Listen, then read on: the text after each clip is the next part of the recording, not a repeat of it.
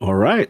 And we are live. The last word. LordCognito, Ebontis, Ty Guy Travis on a fresh special edition campfire. Let's talk to the cheetah first. How we doing, sir? Doing good. Got back into raiding this week after living in Iron Banner. I gilded Iron Lord. So I put some time in. And this guy over here playing a little PvP. Not like the rest of you guys. I'm still low man on the PvP totem pole, but we put some time in. We got it done. These casuals who only have one Iron Banner, Iron Lord seal, you know what I mean? We shaving? Shame. They haven't gilded it, you know?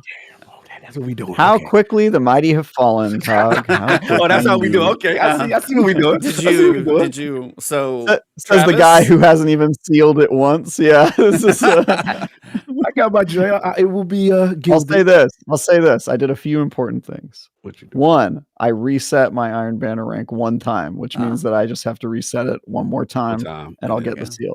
And two, I completed all of the weekly challenges, which is very improbable for me because I almost never play PvP as my Warlock or my Hunter. I'm pretty much a Titan exclusive. I'm glad you said that because I had receipts on you. So I had to log on and play as my Hunter I saw you and my Warlock in PvP, and it felt so wrong, but I did it. And I will say, I actually kind of crushed it on my Warlock. I'm not going to lie. It went pretty good. It went pretty good. I was surprised. Is that what Hunter? That's easy mode, right? That's what you say. It's easy. Yeah, it is easy mode. So. Those Ophidians, man. The Ophidian. Yeah. Smack. Right? That's exactly what I was thinking, man. That it was pretty. I wasn't as disappointed as I thought I'd be. So it was nice to come back to Titan afterward. But yeah, Warlock was decent. What about you, Cog? Yeah, man, I've been playing a lot. More PvE than anything, you know what I'm saying? But I know that the crew is raiding King's Fall, and we're gonna talk about all that stuff. But yeah, man, I'm just doing that. I'm really frustrated because I'm trying to get new purpose won't drop for me in the dungeon. And what's the post for King's Fall? What Smite Marine? Smite Marine, yep. It won't drop, bro. I got a ton of Doom of Chelsea's though. Doom of Chelsea's, I'm lit, I'm ready. But like, yo, that post just won't drop, and it is. But shout out to Ducky, shout out to everybody in Clan Al, PIC, y'all, Buddha and all that. Salute. But yeah, man. Other than that, just been rocking and rolling. But enough about me. We got an amazing guest, being very patient. So let's bring him in. What's happening, guys? Oh, hold on. We gotta do this in style. Okay. All right. Another week, boys, and another episode.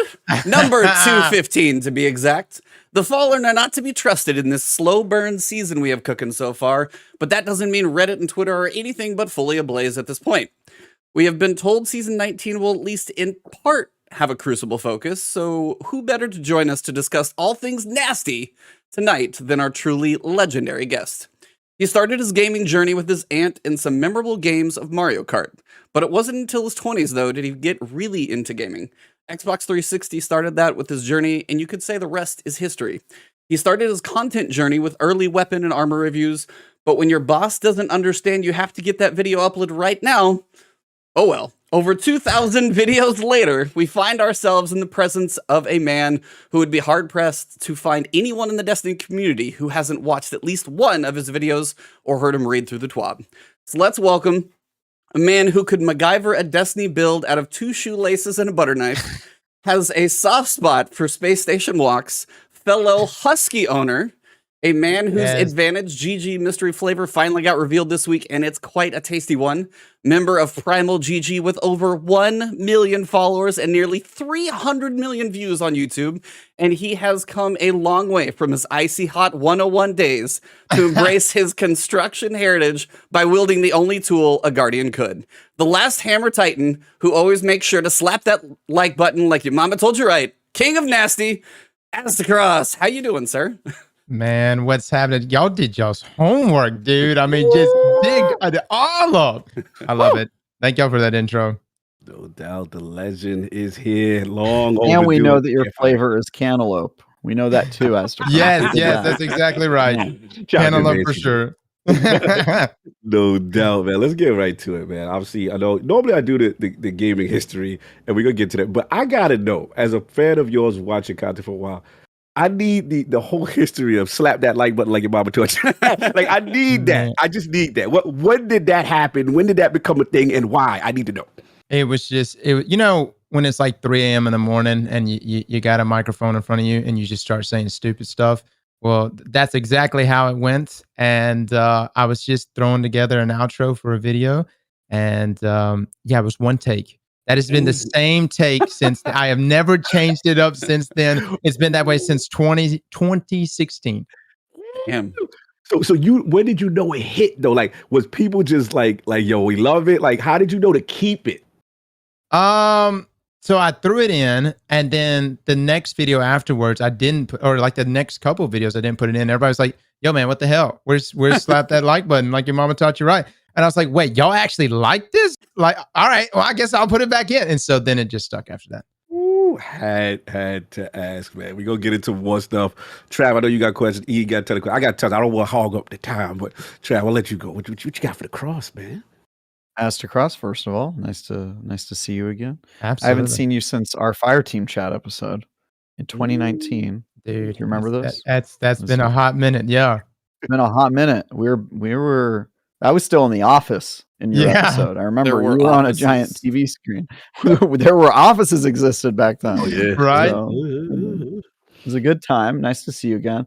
I guess I'm just going to jump right into. The whole community knows who you are. So. What's your loadout right now, bro? Hit me with it. I'm jumping right in. I love it. What's your loadout? We doing Divinity for sure. For sure. That's why. Well, you gotta get. You gotta get. I love it, look, Cog, he's got to get his use in before the nerf. You know what I mean? He's got to use it while he can. I feel like it's coming now, but no. This season I've been playing a lot more Titan, of course. I think Arc 3.0 is fantastic for Titans. We put out like a Lord of Thunder build, which took advantage of the storm grenades. And y'all have probably seen some clips, man, where like a single storm grenade can take out a champion. It's quite impressive. So that's been what I've been using. Yeah, very nasty. No doubt. Great. No doubt. What are your top picks for the weapons that have been added this season? There's a lot with King's Fall. I know people are loving those weapons. I think the raid weapons are really, really good. But then like some other ones that kind of snuck in on me was like the new auto rifle Ammons. I really like that one a lot. Yeah. And it's got like enhanced incandescent, enhanced surplus. And then they revamped the like the BXR 55. And so, it's a grind. You have to do Dares of Eternity. Some people are like, yo, I've done 100 something runs of Dares and I still haven't gotten all the BXR. But, there's a bug out there. I think someone discovered it. I think Walla maybe discovered the bug where you can get early or faster access to the BXR. But regardless, that weapon's really good. Amit's really good. I know a lot of hype's been around the Out of Bounds SMG that's been really good. I've been playing with the Gambit pulse rifle yesteryear. With Desperado and so I think this season has brought some of the best weapons, primarily because and it's not just new weapons, but it's just all the revamp weapons, so it feels like new weapons. So Bungie's really set themselves up well here with weapon crafting. No doubt. Nice. Well, I'm gonna go back just to give a little history. Yes, so I kind of wanted to actually just touch on that piece that I said in the intro, how we actually had our guest previously that we had as well kind of had a relative bring them into gaming, and you have kind of a similar story. So I kind of wanted to get your history from the first game you played to how it actually got to Destiny, because there's a big gap in the middle too. So I just wanted to get that history. So my aunt, I would go, she and I were pretty close in age, so she was like a big sister. And we would stay up late at night, like playing Mario Kart and stuff. But pretty much outside of that, because they ended up moving. And so all through my younger years into my teen years, video games were just never allowed around the house. So I had like a Nintendo 64 one time. I made a bad grade. My dad came in, was like, took it, broke it, said, that's it, no more video games. Oh, no. So I was like, I went in and was just hung it up after that point. I was like, all right, I'm never going to be able to play video games again. But then I discovered RuneScape when I was about 14 years old. And you know, that was the first MMO experience I ever had, and so it was different. And then not only was it different, I was like, what people can see what I'm typing, they can actually see what I'm saying, and then I was like, wait, can I type bad words as well? And dude, That's the the moment I found 14-year-old out, in you. oh my god, I just ran around just yelling F this, F that, F you, and I mean just all over the place. Eventually, I got muted and timed out and learned my lesson. But it was an interesting experience, and RuneScape really is what it opened me up to so many things. It showed me what true human nature is, between the scammers and everything else, and so it was just as in. I have never been scammed from anything else because of RuneScape. RuneScape taught me so much. No emails taking me by surprise. No text message. No nothing. It is because of that MMO experience that prepared me for life. Nice. Yeah, tremendous, man. That has a lot of history. Also, what I love is that you also have that kind of traditional, what I consider like the Bungie formula most people get into Destiny, which is like Halo as a core, that kind of transition. So I wanted to talk a little Halo, which you like. You got some cool additions to the rankings of the franchises as far as what you like. But I wanted to know, like, did you play Combat Evolved at all, or did you kind of just okay? I just wanted to know what your history. I would play that with my friends. Like I would go over to their house, and I had a buddy that had like an Xbox, and I remember specifically coming home one night, and they were like, "Yo, I think it was Halo 2." He's like, "So we're gonna go home tonight, and we're gonna play Halo Live." And I was like, "The hell's that?" And they were like, "We're about to play other people." And you know, that was like another level to it, because it's like, yeah, RuneScape, I could type all the bad stuff, but on Xbox Live, you could say it, and so that it took it to a whole nother level. We were just being shitters for sure. Was those lobby spices when you extra? Oh man, we would just be hollering in that mic over and saying all kinds of vulgar shit that I hope my own son never says. The toxicity was starting right there. It was definitely in those times for sure. Proximity chat was proximity. That was a vibe, dude. That was a vibe. Yo, Trav, you didn't want to get bodied on that proximity chat. You heard what somebody said. Dude, I was a kid at the time, and I heard some things I should not have heard that have probably formed a lot of my unstable brain chemistry, if I'm really evaluating myself, honestly. So yeah, no doubt. Those the days. Those the days. Yeah, man. Interesting culture. Oh yeah. And then you transition. He's like, lead us for Trav. But transition into Destiny. Was it just like, okay, this is Bungie's new thing? Yeah. Okay. So I was actually playing Final Fantasy 14 at the time, and I was just chilling out in that game. And I remember I had some clanmates. They played the beta for Destiny, and they came back and they're like, "Yo, man, this is the best game ever." And so I was like, "All right, well, I didn't try out the beta, but I was like, okay, I'll get it on release." Didn't pay much attention to it. The game launched. I woke up that morning and was like, "All right, well, I guess I'm gonna play this game." And I was like, I've got like an hour to kill before work. Downloaded it, started playing it. Hour goes by, didn't move. 2-3 hours go by. Anyways, I stayed in the same spot pretty much all day long. And the girl at the time I was with, she came home, and where she left me that morning, I was still in the same spot, in the same clothes, wearing the same boxers. Woo! And yeah, I didn't go to work that day. So I love it. That was the Destiny experience from the get-go. And then after that, like I never had an intention of being a content creator, but I would listen to so many people on the way to work. Mr. Fruit, Dado, I think Planet Destiny at the time. I mean, there was a lot of different content creators. And I was like, it was around when we had the cheese for the Templar.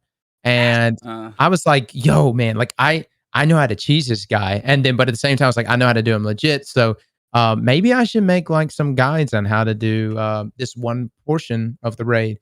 And made a couple videos and started throwing it out. But yeah, no, it took a while to get the ball rolling. And then not only that, a lot of the videos I would edit it at my house on my PlayStation, which was what was Share Factory. So it was very limited on the editing settings. My internet was so bad I couldn't even upload it. So then I would go to work the next day, upload it while I was at work using their internet. By the way, I was supposed to be a CPA at this time, or working my way to become a CPA. And then the guy, our main CPA, I balanced all his books and balanced he had like a bunch of different stuff and like nursing homes and everything. And what happened over a period of a couple months was, well, all of his books went to shit. Was what really happened. He was obviously preoccupied with uploading content. And he even brought me in there. He's like, all right, what's going on? Because everything's out of whack. Everything's nuts. Long story short, I got fired. And rightfully so. I completely understand. So yeah, I ended up coming back home, looking at the girl I was with at the time. And I was like, look, I don't have a job, but I think this gaming thing's going to work out. How'd that conversation? Well, she packed her bags. I want to say that night, so it didn't take too long. Is that real? Yeah, man. My man. Yeah, she was like, "Nah, you got a dream, but I ain't hanging around for it." So. Oh man, this just doesn't sound promising. She's the wrong one, but yeah, she missed out because I think it worked out for you. All right. Can I be petty? Wow. Has she seen you now? See, this is the funny story. This is how I know I don't learn my lesson. I actually ended up marrying that girl a year later. Subsequently, we ended up getting a divorce last year.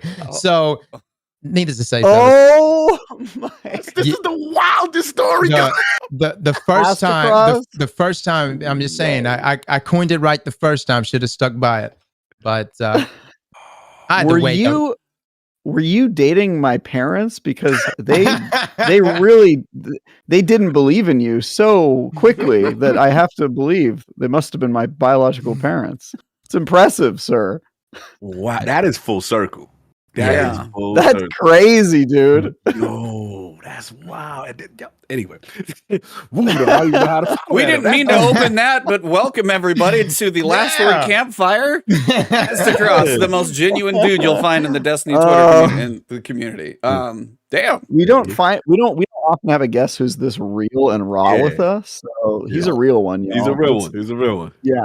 He's a real one. Drop in those super chats about his personal life because the gloves are off. Whatever you want to know. That's real. So now you're at that point. It's got to be a pretty low point at that point. So you just hit the ground and say, you know what, I'm just going to go hard on content creation, or just like, you know what I'm gonna do to keep the lights on. Like, what was that like? So when I first started doing content creation, it was rough. Like, I would say the most money I got in a single month at that time was like maybe $300. And it just wasn't much of anything. And so I actually was going to hang it up. I was like, all right, well, I originally had a construction background. I lived in Louisiana, so it wasn't like there was a lot of different things to do other than construction. So I was like, I'll go back into construction and just do that for a bit. And so I did that for about 8 months.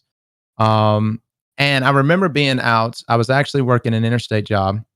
And I was just out there and I was just like, man, something just feels like it's missing right now. Like, I feel like I need to be doing something else in my life.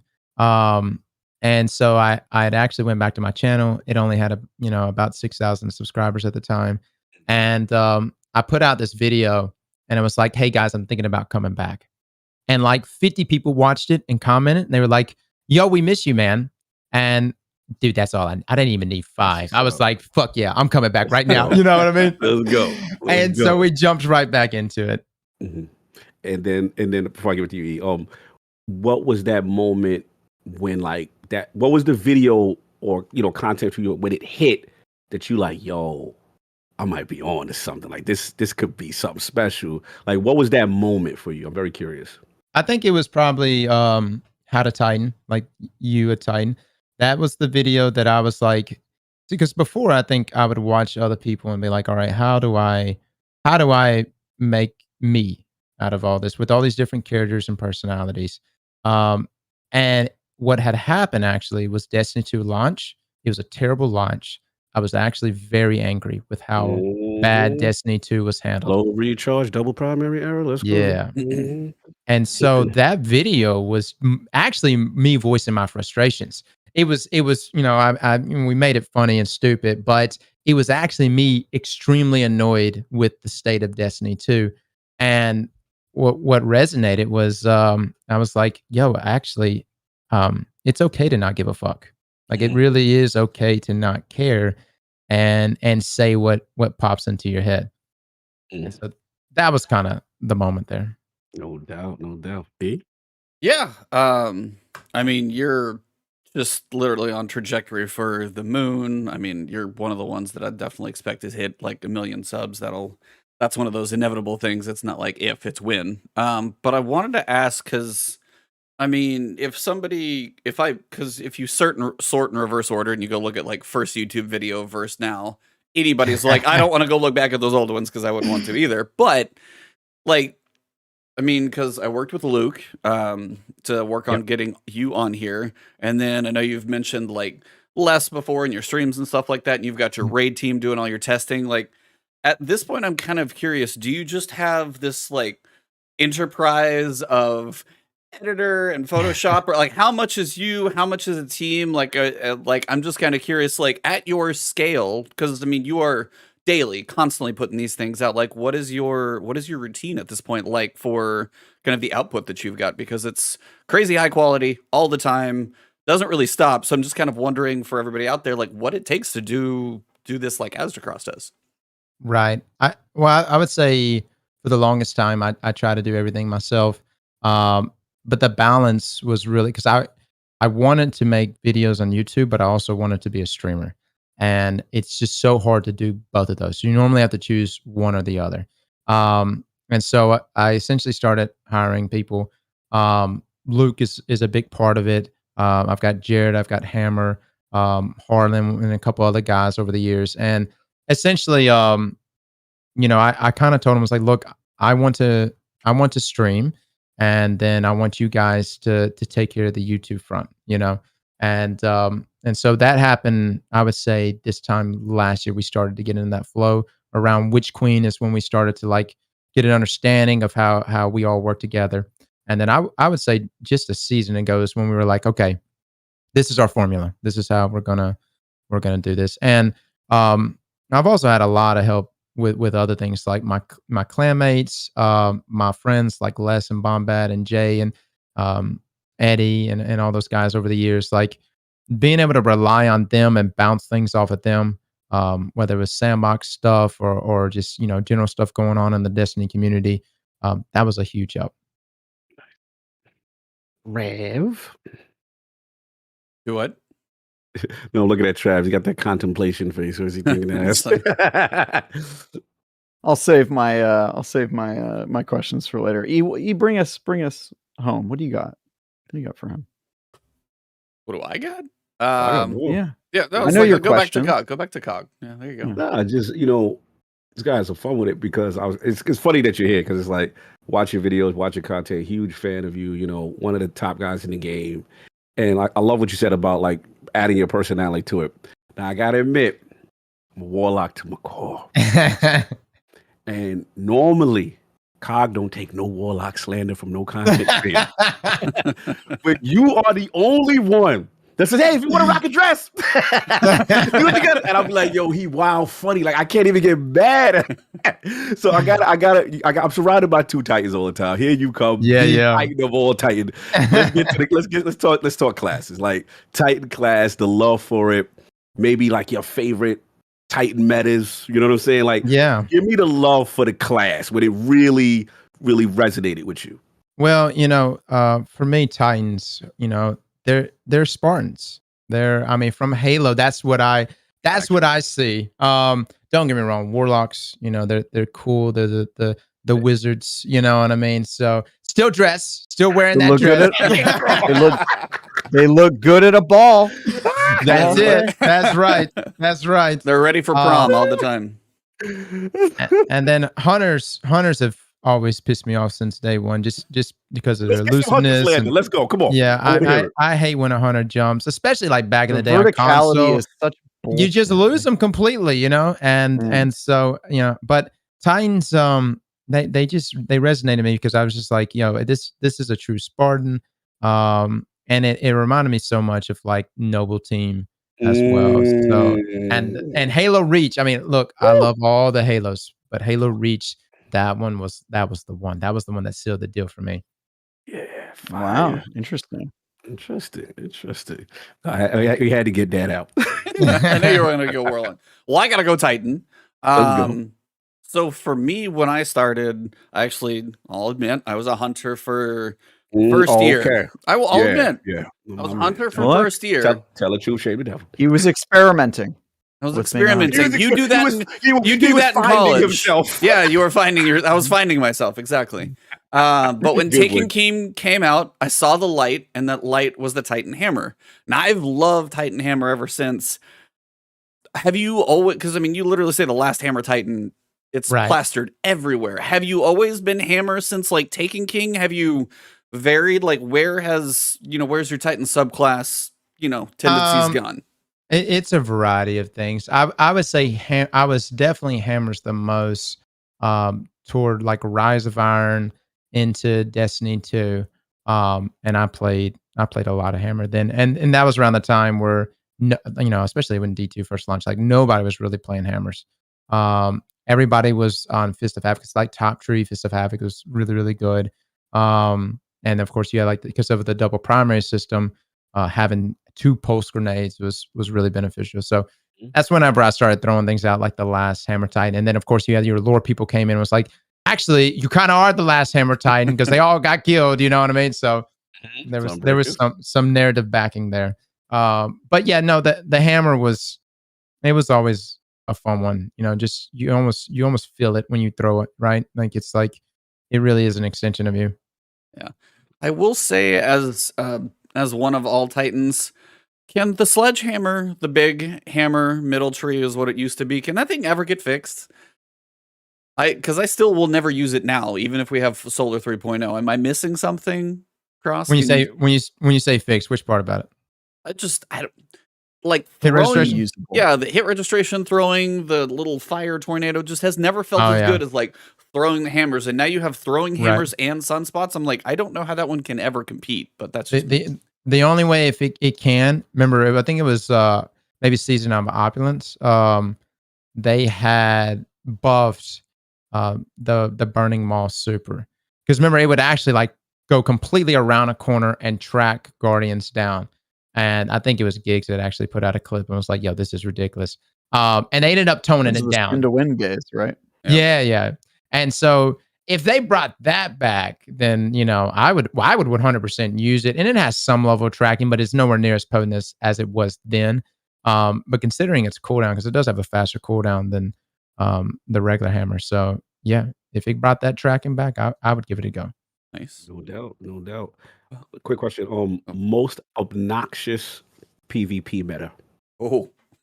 God, there's so many. Shatter Dive. Shatter Dive was definitely one that left you feeling absolutely helpless. Hollow. You're just like, what? How do I even combat this? Clever Dragon also dominated in a way that you had to use Clever to combat Clever.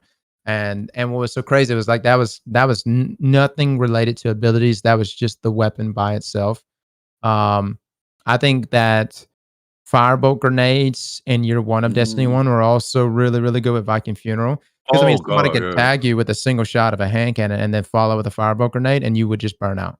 You'd run around the corner. And back then we didn't have class abilities. So it wasn't like you could run around the corner, pop a barricade or pop a rift to heal yourself back up. You just died. You burnt out. Yeah, you just burnt out. And so, yeah, no, there's been a lot. And then, some I'd say like Uriel's Gift was an annoying meta, but it wasn't like too overwhelming, which is more annoying than anything. I would say, I hate to throw my fellow Titans under the bus. Let's go. Shame the devil. I know what you're going to say. One-eyed, I know. I think One-Eyed Mask back in its prime. Thank you. It was way too hot, and I try to lie, man. I mean, I made multiple videos being like, "Nah, it's fine, it's balanced." And we were bullshitting like crazy. I was like, "No, I hope they don't nerf this," but it was way too overtuned. Thank you. I respect that from Italian.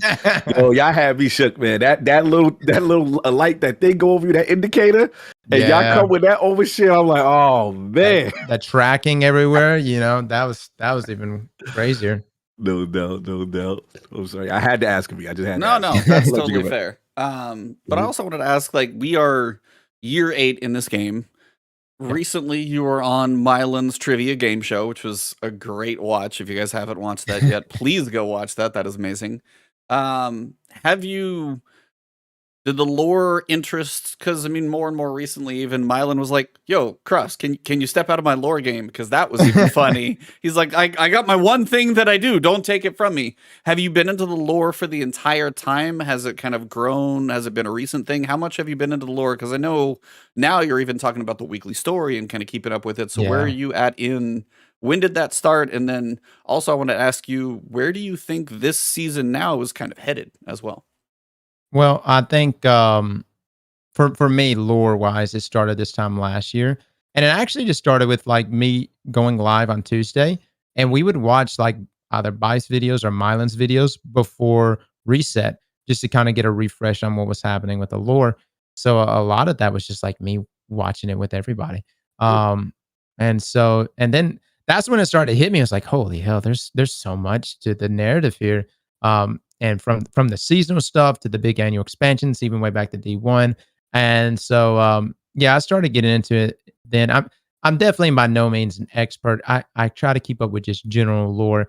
We definitely saw that in the game there that night. I got my ass beat in the lore there, but it's still so much fun to just sit down and read the things on like weapons and stuff like that, and just see how it all connects. And as far as this season go, man, I love the interaction between Spider and Rex. Love it. Yeah. So what he called about his name? He's like, Joseph, don't let me. I was like, damn, Mithrax is like that. Dude. Like, yeah. It's wow, because Spider, he's normally top dog everywhere he's at, right? Mm-hmm. And so to see him just kind of shrink away in fear at Mithrax, it was like, holy hell, like what was this guy like back in his prime then, or back in his, in his rough days? And then, Ida's trying to pry around. And so I'm really curious to know, like, all right, how bad is bad? Like, what kind of bad shit did we do back in the day? What egregious stuff that he just absolutely doesn't want his daughter to know about? And then, of course, we've been collecting the relics.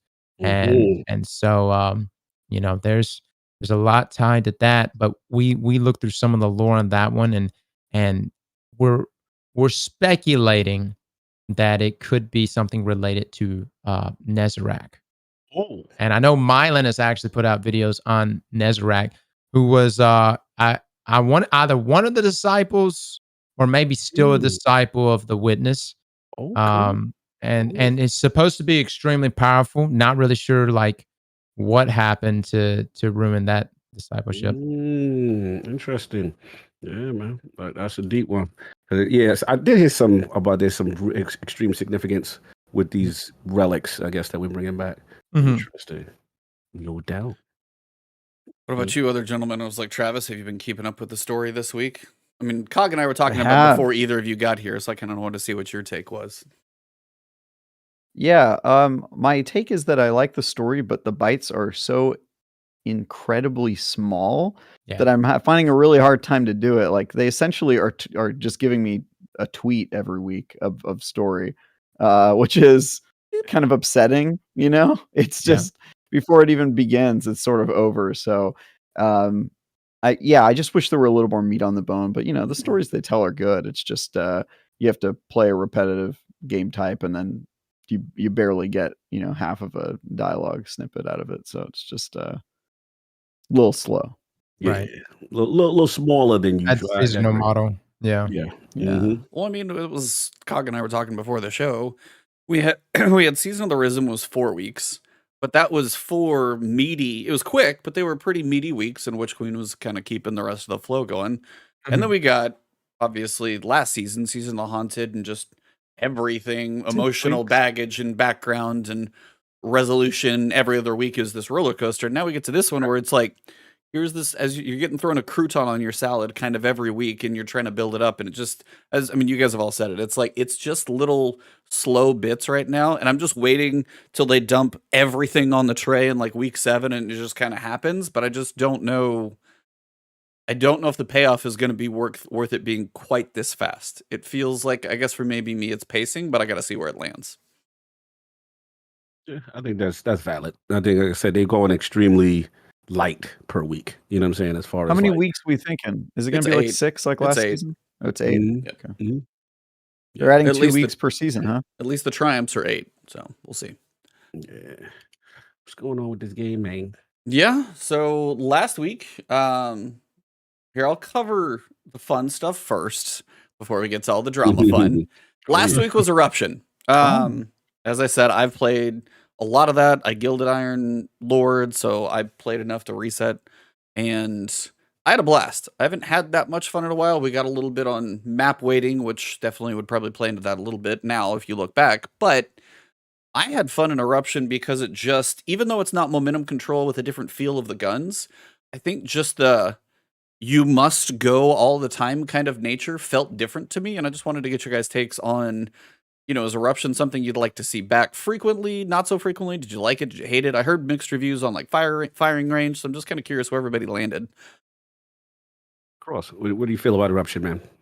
I have to always applaud Bungie for, actually giving us something in PvP because we don't get much. So that's the thing. You're gonna like this show. That's our theme too. Continue. Yeah. If I was to sit there and smack it down, it would just. I don't want to deter Bungie from ever bringing us PvP content. But I did enjoy it because it was like a combination of like Clash, and then like morphed into like Mayhem, and you saw multiple people getting like 7th columns and everything once you got the ball rolling, and it was nice to be able to sway that momentum even as a solo player, right? So I enjoy it. There was a lot of people I know coming by the stream. It's like, I wish they would just add like a no ability Ironbender, like no super, no abilities, just weapons. And people, they may like that, but I don't really think many people would like that as much as they think they would like it. People like to be able to just do crazy stuff with their supers and get those freebies. That's kind of part of it. I guess the comparison would be between Eruption and Rift. I think that Eruption was better received than Rift was. Yeah. Trav, Eruption. How you feeling, man? I really like Eruption. I thought I wasn't a huge fan of Rift, even though I loved Rift back in D1. It just sort of didn't feel the same. Maybe some issues with the way scoring worked and how long matches went on, and the fact that you could shoot while you were a carrier, all of which was sort of different. But something about that mode just didn't really stick with me. But this felt new. It was interesting. It encouraged you to play for survival, which I thought was cool, but also be aggressive, especially once you activated your Eruption and were surging. I had a lot of fun with it. Yeah, even when I was solo queuing, I had fun, and I played probably 50-50 solo queuing with friends. I really enjoyed myself, reset my rank once, and I'm looking forward to do it again. I think this just kind of goes to show how little effort you could put into PvP for such a large return on your investment, your development time. And it just kind of, for all the haters out there that say, forget about PvP, it doesn't really matter. It's like, that you can't create enough PvE content to keep the community fed. Like, PvP is where it's at, because you can go a really long time with a small amount of content. Just adding one simple game mode that really isn't that crazy or out there at all, sort of exists in other games even, was a huge breath of fresh air, I felt like, and something new to experience in Destiny, and kept me entertained for, probably a dozen hours or however long I put into it this week. So yeah, I have notes. I don't think it's a perfect mode. I'm sorry, the critic has notes? No. Yeah, the critic has notes. I've never said anything which is good, and that's it. I absolutely hate the dialogue that clearly does not fit the game mode. Like it's so cringe. The fact that they just reuse it out here. Everything belongs to you. Every what? Be more specific, Saladin, because I don't think you're. I think you are. I think you phoned this one in. I'm talking to a voice message system. This doesn't feel genuine, bro. Brackets Forge is busy right now. Yeah, he is busy. He's busy. Maybe somebody else should host Iron Banner if he's gonna phone it in like this. All right. Wow. Anyway, Wow. yeah, I have notes. I have notes about the mode and certain stuff about it, and it does feel like very much like minimum effort. Like they just pushed this thing out there and didn't even record original voice lines for it.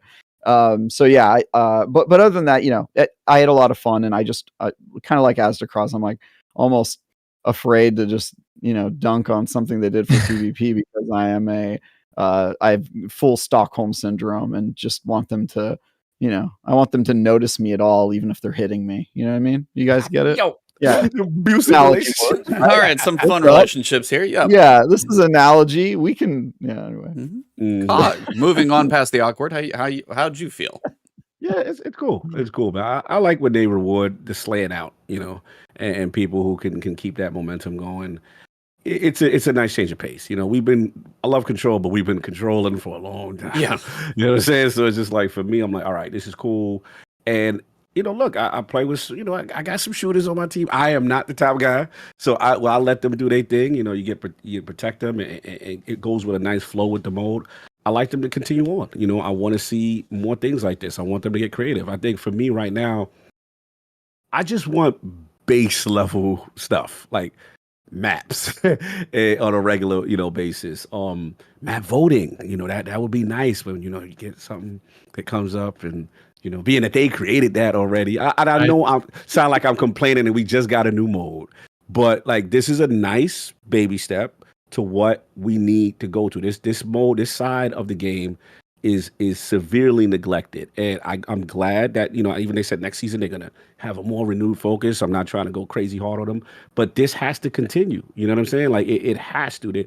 We really, when Destiny PvP is fed and it's good, this game will survive. You know what I mean? PvE, don't get me wrong, I love it. It's always gonna be one of the core things. I get it. But when PvP is good, when Trials is good, when competitive and ranked modes are good and rewards are there, this thing becomes special. It becomes a complete package. And I just want it what's best for it. So hopefully it's continue to trend in this direction. We get more modes, more stuff like that. But yeah, for a new one, absolutely. I definitely liked it. Step in the right direction. So before we get into the nasty topics, I wanted to have a little fun thought experiment with you guys. Cross, you're going to be on deck first. So 2 questions.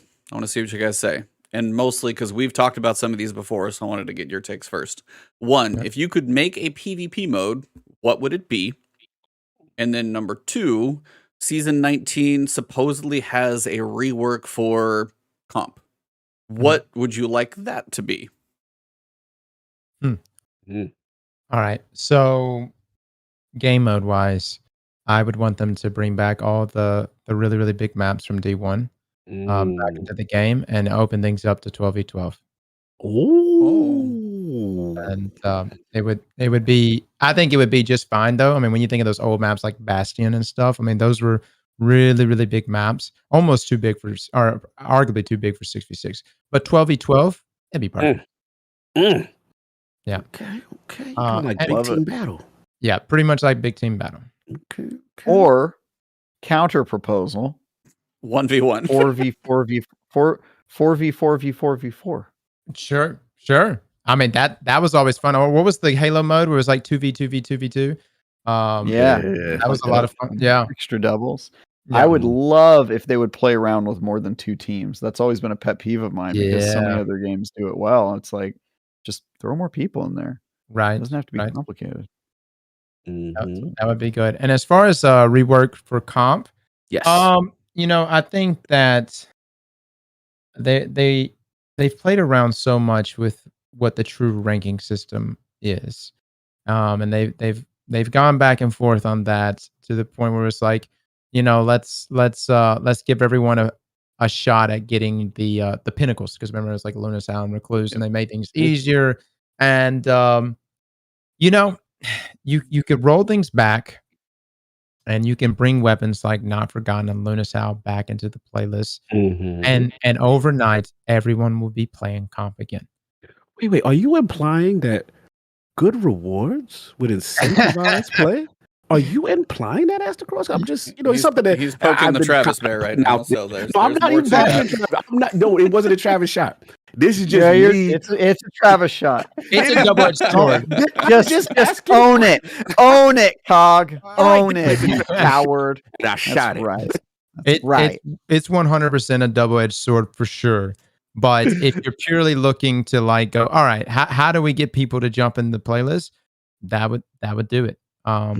You throw another weapon up there with Magnificent Howl again, everybody's gonna go for it. Correct.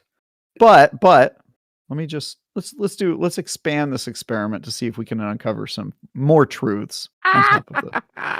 It's certainly true that if you put a valuable reward behind a playlist that nobody wants to play, they will play it, because as we know, the Destiny community has no bounds when it comes to their depths of self-hatred and the things that they will subject themselves to. Therefore, if you put a great reward behind Gambit and you made me play it for 500 hours, thousands of people would do it in Destiny because of a deep sense of self-loathing, deeply seated. However, wouldn't it be better, and wouldn't there be less pressure to create valuable rewards if you simply fixed the content/enjoyment of game modes problem that exists in various things like Crucible, like Gambit, etc., which are plainly not fun, and which is why they are so heavily incentivized to provide rewards, because they do not stand on their own merit. Maybe that's my counter shot at Cog. I do. I can see where you're coming from. The issue with all these is somebody's got to lose every game, and it could be a really fun game mode, but people, especially Destiny players, they hate to lose, especially if their rank is going down, or they're falling at the lighthouse, right? Yeah, so it's a tough one on that, but yeah, making the game mode more enjoyable. And I enjoyed when Luna's Howl first launched, and like the quest that was designed there, because remember you had to get hand cannon kills, and then it had to be like solar weapon kills and stuff like that. So it was definitely a grind. Everybody was bitching and moaning on Reddit and Twitter and elsewhere, but it made for good content. So it's two different perspectives I have to give. It's like, both, like both. Oh, okay. We can be in the middle. It can be done. They're not mutually exclusive. I like that. You just jumped in the middle of some drama, man. Don't even pay us no mind. Me and Travis are being super petty right now at the expense of you, but we love your answers. We're the divorced parents, and you're the kid that we're sending back and forth with messages against each other. Yeah. Ask your mom, about this. That'll... Yeah, it's like AZTECROSS here, so now we get to talk. Okay, so let me ask this. Being as you are, obviously you do all facets of this game, but PvP is a big piece of what you do and always has been. When it comes to, all of you guys have played Halo, and now things like Apex, do you think a ladder ranking system would fit in the comp playlist? Do you feel that is something very strict matchmaking, ladder ranking, you're going gold 1, 2, 3, silver, bronze, that type? Do you think that would actually work within Destiny? I think it would. I think it see, you want to get sweaty players out of the casual playlist like Control and stuff. You give them a flex.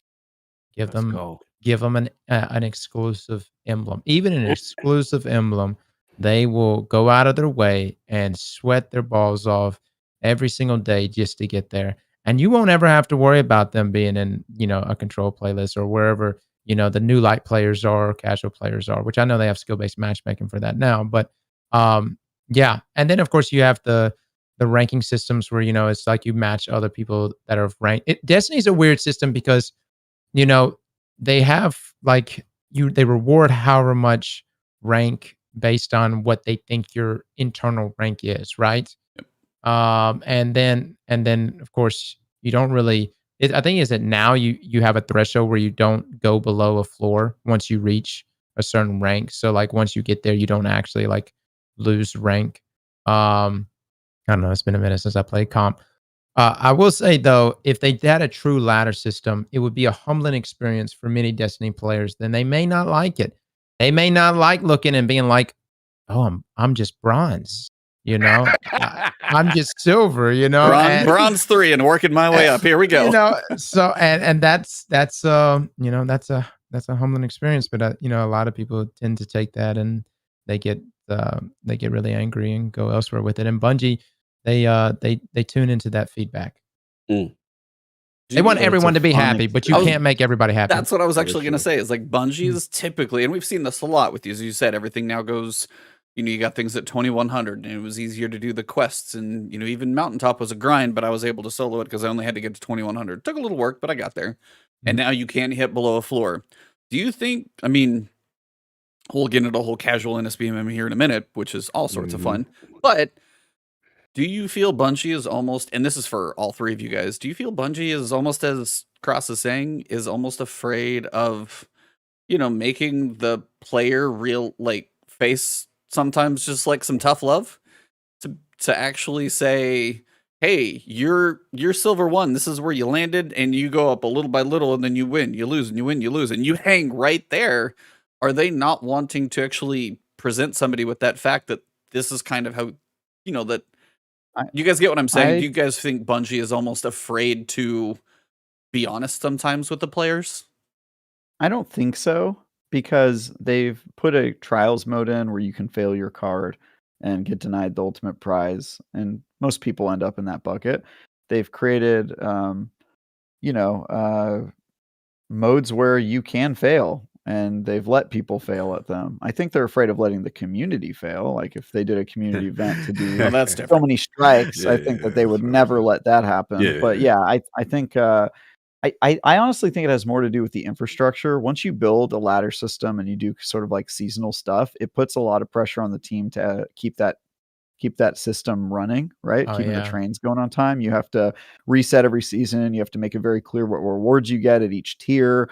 You have to, it's a lot of infrastructure. And so my guess would be when they announced a while back that they were going to be reinvesting with Crucible, this is probably one of the things that they've been working on, but it's probably just a ton of work. It's basically like building a second live service team. Yes. And a lot of games that have this ladder system, that's their whole live service. Apex Legends, that's their entire live service. Fortnite, that's kind of their entire live service. It's less competitive. Rocket League, that's their entire live service. It is a lot to take on. So my guess is that right now they're building the bones to support it, because they'd be crazy not to. I mean, I have to believe that. I have to hope that. Otherwise, why am I continuing to play Destiny as a PvP main? But yeah, I'm hopeful that they will do it, and I do not think it's a matter of them being afraid to let people fail. And you know, to AZTECROSS's point, yes, it is humbling to be a bronze, but it's also a lot of fun to know where you are and to fight your way up that battle and to see the next tier, the next rank, and the prizes you unlock if you manage to climb your way up there. Yeah, I think Destiny really needs that, because anything is better than non-skill based matchmaking where you get thrown into a group of people of varying skill levels. You have no idea where you stand, and you either get trounced or you destroy the other team, and you just have no idea of your standing. That's just not great. That's not a great environment to live in if you're trying to foster a competitive landscape. And so I'm hoping that they will tackle this soon. Yeah. Got too much to add there. Both of you guys on fire. Yeah, I think that's what the mode is called, competitive. I mean, just the pure nature of it. So listen, I'm not trying to get elitist, but I'm always of the mindset that there are some things I know my limitations as a player, and there's some things I'm just not going to get, and I'm okay with that. Like, I'm okay with my skill gap and where it is. You know what I mean? There's some people on my team that are just like, Wizards, you know what I'm saying? That's cool if I get that strong carry, no doubt. But off of me, you know what I'm saying, is I have my limitations. You know what I'm saying? That's why I know when me and E was talking about trials and when freelance came on and stuff, and how I was noticing the matchmaking was a little wonky sometimes because I felt like, man, like I would never get matched. Like if I am the best player, then I know we got a problem on this fire team kind of thing. And I just felt it was a little off. So I'm always gonna kind of lean towards skills-based matchmaking in general. In as far as putting people kind of correctly where they should be ranked. I do understand, hey, people don't want a sweaty match all the time. But at the same time, my counter to it is like, well, there's these other modes. There's the control, there's the what is it? It's the glory, and then what's the other? I mean, Glory and Valor. Valor, right? The Valor playlist to me serves that purpose. Like, if you don't want to do that, then maybe they should experiment there. I know we're gonna get into the TWAB and all that stuff, but that's just my main thoughts on it. I just want, like Cross said, I want the competitive guys, and this is speaking for me, who's not a top guy. I want them to be able to flex. That's one of the things that got me into the game. When I remember jumping in D1 and I looked in the tower and I saw someone in full Egyptian regalia, I'm like, yo, where did you get that? You know what I'm saying? Like, and it was like Trials of Osiris. I'm in. I need to be the Pharaoh. I got to try. And every week I tried, I got my first boots. And I'll never forget, Crow, I got my first doctrine of passing. It was whatever that role. And bro, I was so proud of that adept doctrine of passing, bro. I worked for that. You know what I'm saying? So to me, that got me better. That made me commit. That made me say, you know what? Each week, yes, I was getting trounced a lot of weeks, but it gave me incentive to come back. And I just think that, you know, not everything is for everybody, and that's okay. I honestly think it's okay. I don't think it's nothing wrong with that. I think that competitive mode, the guys that really put it in deserve, even on a base level, like an Emblem. Hey, yo, he got that. He did that. Especially cosmetics. Let's not let it live on test store all the time. Yeah. Mm-hmm. Well, since we seem to be rolling into it pretty naturally, skill-based matchmaking. We are 4 weeks into the season now. We've had the control experiment. We got a little bit in the TWAB that there will be some adjustments, I think, either have been or are coming for high and low end. And I just kind of wanted to get everybody's, you know, if you've played any control, have you been avoiding it? And also, now that the quitter penalties showed up this week, if you have any opinions about those as well. So Travis has a interesting look on his face, so I'll throw it to Cross first. How has PvP been for you just this season? Now that SBMM's been in there a little bit, we've got Iron Banner kind of thrown in the mix. Like, when you jump in, how has it treated you? Because I'm going to put you in the upper echelon for sure. Well, I've experienced skill-based matchmaking multiple times in Destiny, but it's been with a variety of different metas.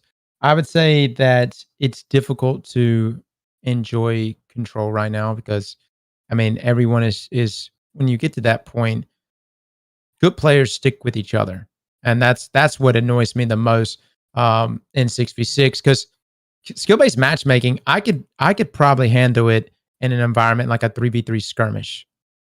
That's a little more, you know, I'm going to be playing more team oriented, but 6v6 we've been conditioned for so long to just be very chaotic about it, run around, get some kills.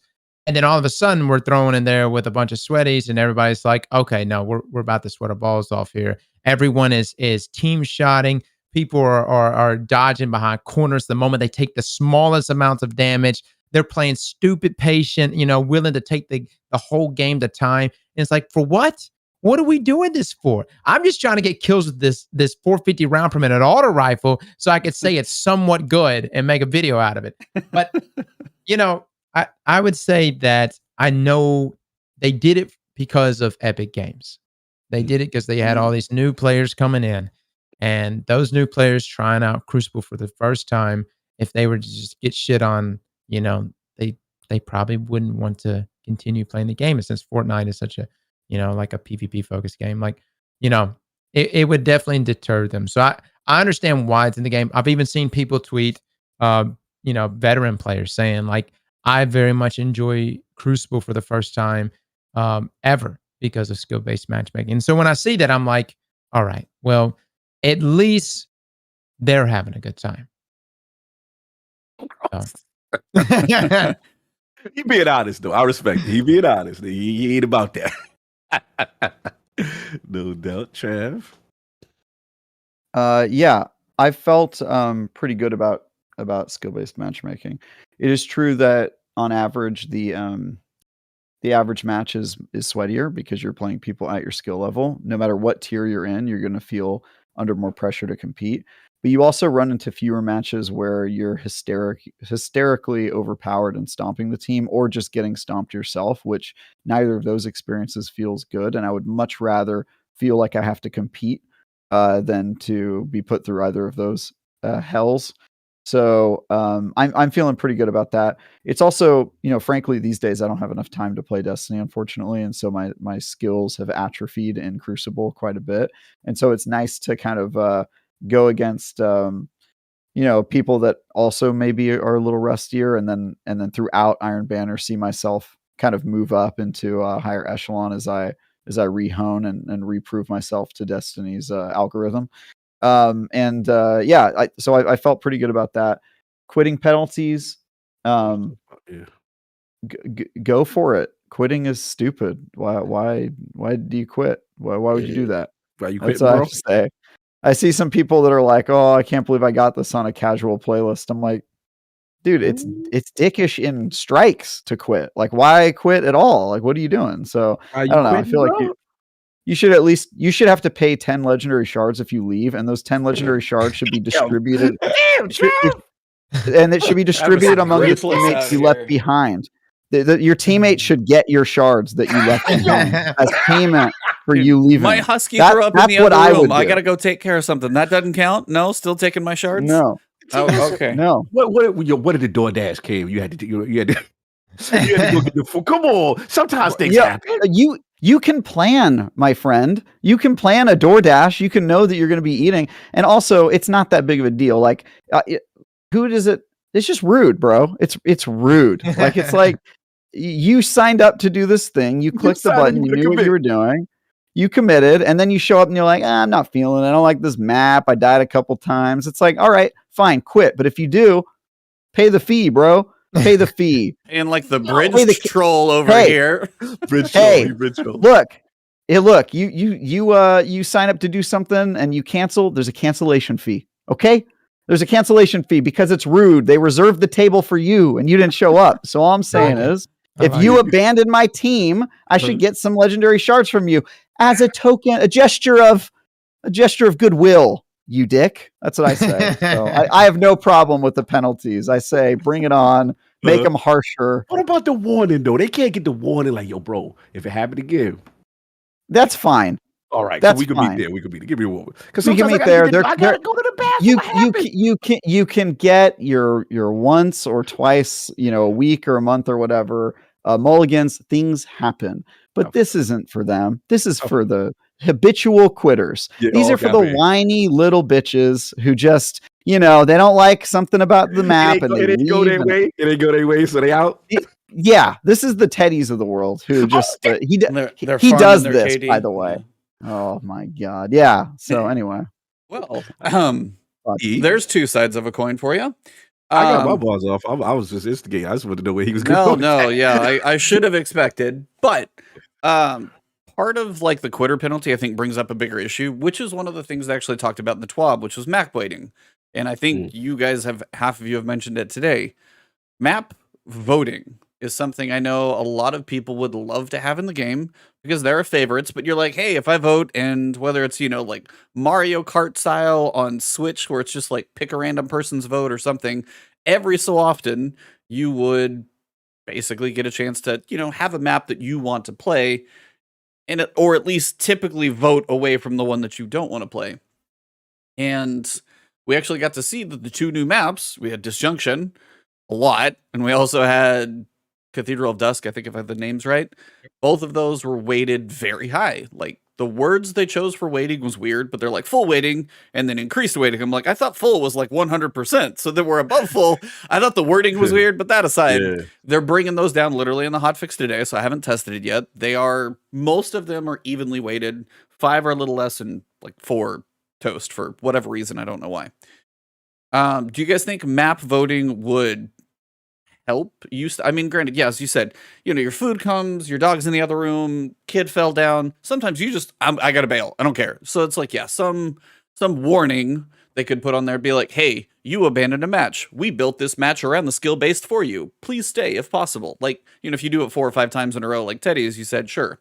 Hit him on the wrist, hit him. I will say, if you dock somebody in Ascendant Shard, they are going to stay in that match and hold that bathroom break right there and be like, whoa, I just got docked in Ascendant Shard. Don't you take my golf ball. Yeah, golf ball stays right there. No, that's a little extreme. But I think map voting is something I don't think I've seen asked for as much I have on Twitter recently. And I think it's because they have new maps and they're like, hey, we want to see them. I want to see it like once or twice and then have it even the rotation. I don't need to see it 100 times and be like, all right, I know Disjunction. I got it. It's long. I already played it a lot in Rift. I'm good. And they said they do that for seasons. And no, it makes a lot of sense now that we're seeing some of these maps a lot more frequently.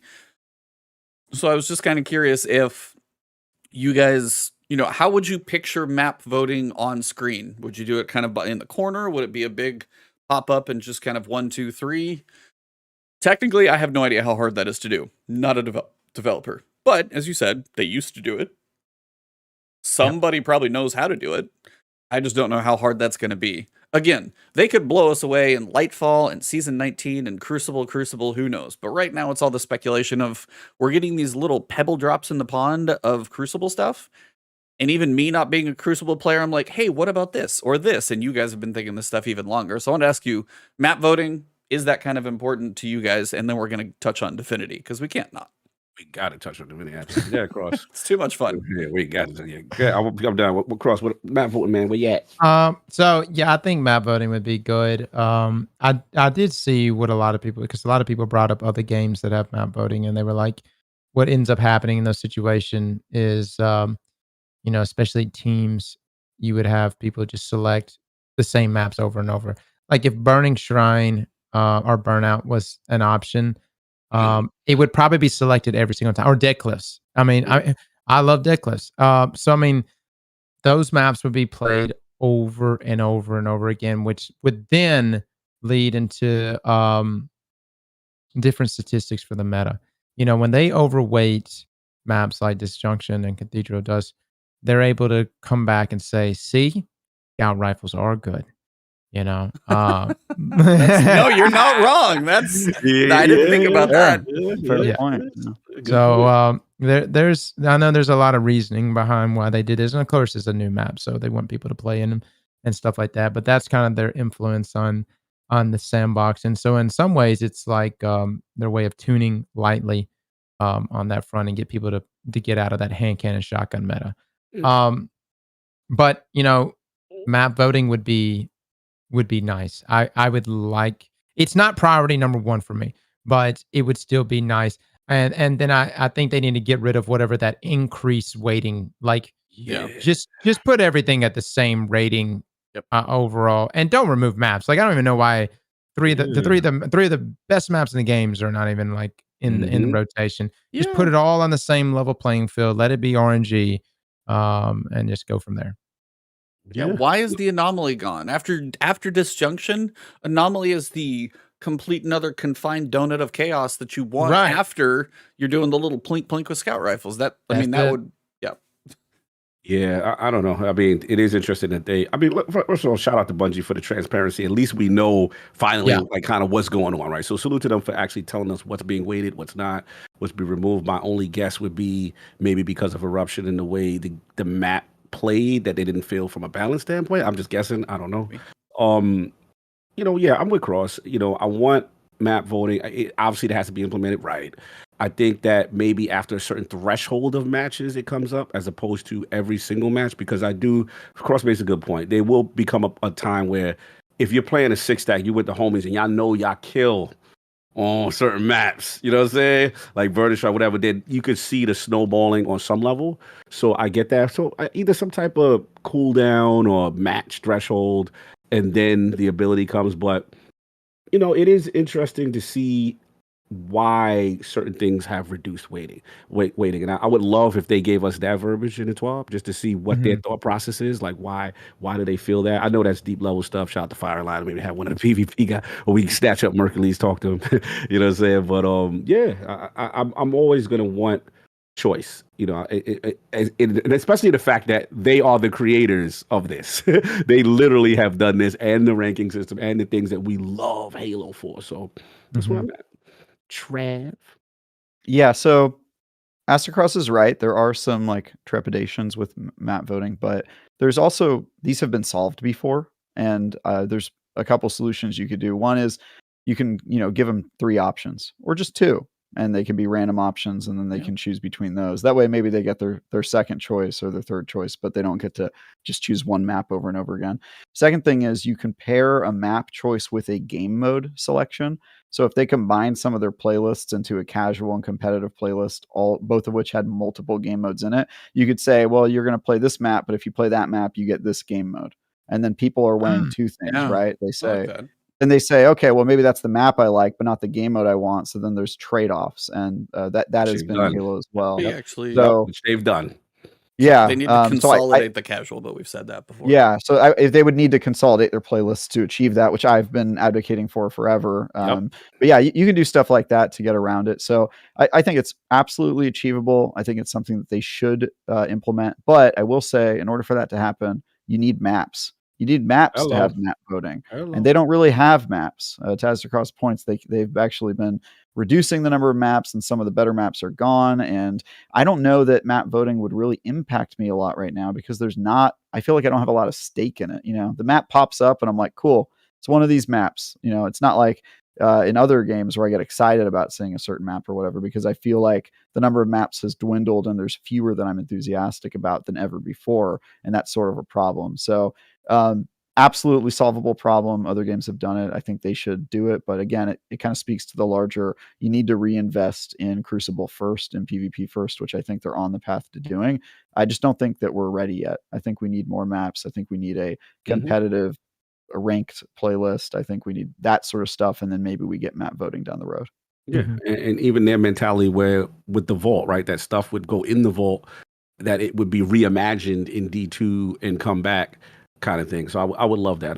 Great point, Trev. I completely agree. Yeah, I like the mode and map. I think that one, and again, that would take a consolidation, probably something like Nightfall before they mess with the director. But if they can work on some of this type of stuff system-wise, at least in 19, see what we kind of do.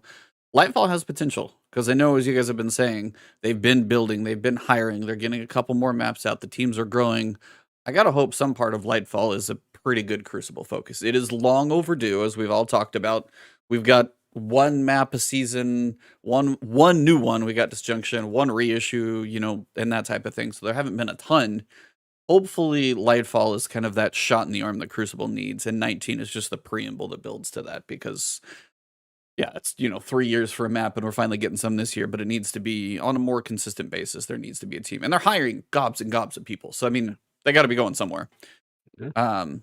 Okay, I got to do it. Divinity. This is like the most ridiculous, funny thing to watch, because, like, okay, so Saltagreppo, if you don't know what's going on, I would be floored, because even I made a video on it. No, did it get nearly as many views as other people? Don't care, because I just wanted to talk about it because it was too funny. Saltagreppo, 3-time raid race champion. He's got some idea what he's talking about and what works and what doesn't. And the idea was, he mentioned, hey, Divinity is damn near a required weapon in raids. Maybe it could be less effective in some way. That was literally kind of the gist of what he said. I'm not reading the quote exactly, but it was like, you don't need to take it out in the pasture and shoot it. You just need to not make it like the be-all, end-all of weapons. And people lost their mind. I have not watched a Twitter burn down like that in a minute. And I just kind of wanted to get your takes on the idea, because, I mean, recently it happened to Titans. Loreley got brought down a notch, and things like that happen all the time. Ophidian Aspects, just waiting on that one for Warlocks. That might happen at some point. Just snitching, bro. What you doing? Exactly. Bungie listens here, man. Don't do that to me, bro. I gotta keep it even. But I wanted to just get your guys' takes. It doesn't even have to be like about you can let me know your thoughts on Divinity, but the idea is, what did you guys think of, for one, the drama, which is probably not even worth that much time, but also two, just the idea of, one thing being the ultra echelon. Is there a way to, how would you change Divinity, and just kind of your takes on it? Cross, I mean, I know you did your video, but I was just kind of curious if you want to, just on the broader spectrum of, where we're at. I fucking love when this stuff happens. I live for it when the community just implodes. It's YouTuber catnip for sure. Yeah. And normally I try to, like, originally when I saw it, I was like, yeah, I like saw what Salt said, and I was like, okay, well, I get where he's coming from. But I didn't think much of it. I was like, okay, he's talking about Divinity. And then the next day I woke up and it was like, oh wow. This community's on fire right now. Like, everybody's talking about Divinity. And then you had the elitism, or the elites versus casuals, and came out. And so, as far as Divinity goes, it's, there are people that are barely scooting past the finish line during day one raids. And then there's also people that that can barely even get a raid done just regularly, right? And so whenever someone comes out and they're like, this should be harder, that it's not going to be a popular opinion, at least amongst the. And then not only that, Divinity is also not an easy weapon to get. Nope. So it's not like this is like everyone is got this drop and it's super easy to No, it's a difficult weapon to get. It's got a long quest associated with it. I don't think you can get it in the kiosk, right? Like, I'm pretty sure the only way you can get it is still through the raid. So yeah, I mean, so you still have people that are probably even now still getting Divinity, because everyone's seeing in the day one raids. They're like, wow, that because we pulled out Divinity, and everybody's using Divinity. So I'm sure there were folks that are still going after it even now. So it's able to retain that value. I guess the raid weapon that I would compare it to in terms of popularity, but it still pales in comparison, is Anarchy. Anarchy took over the meta. Anarchy was meta. I mean, it was the PvE meta. Everyone had to have Anarchy. And so, and then GMs, of course, like Anarchy was so good in GMs. I don't think Divinity is on that level. I use it for, for those bosses that are moving a bunch, like War Priests and stuff like that. And yeah, you can use it for some other things. But, a huge reason why people used it for Oryx still is because other debuffs didn't work on them. So it was like, that's the main reason why people still use Divinity on Oryx.